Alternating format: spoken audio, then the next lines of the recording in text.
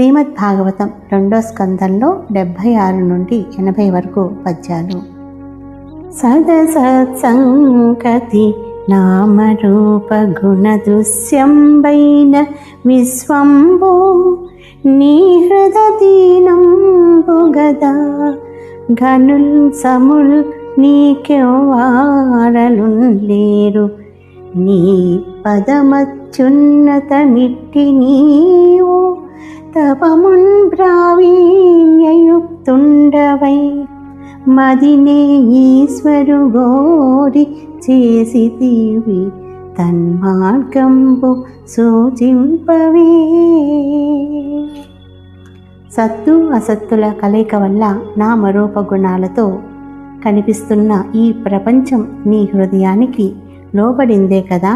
నీకంటే అధికులు, నీతో సమానులు ఎవ్వరూ లేరు. నీ స్థానం కడు దొడ్డది. ఇలాంటి నీవు ఏ పరమేశ్వరుణ్ణి ఉద్దేశించి నేర్పుతో తపస్సు చేశావో ఆ దారి ఏదో చూపవయ్యా.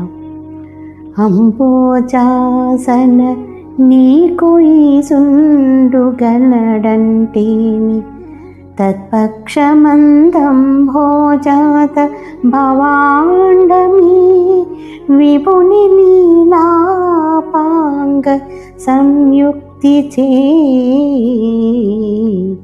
సంభూతం వగు వర్తమానమగు సచ్చన్నం వగు దద్విపున్ భాషింపగవచ్చుని తలపగని చందంబువాడా కృతిన్. ఓ పద్మసంభవ, నీకు ఒక ప్రభు ఉన్నాడంటావా? అట్లయితే ఆ బ్రహ్మాండం ఏ ప్రభుని కటాక్ష విలాసాలతో పుట్టుతున్నదో, పెరుగుతున్నదో, గిట్టుతున్నదో ఆ ప్రభుని గూర్చి ముచ్చటించుకోవచ్చునా? ఆయన స్వరూపం ఎలాంటిది?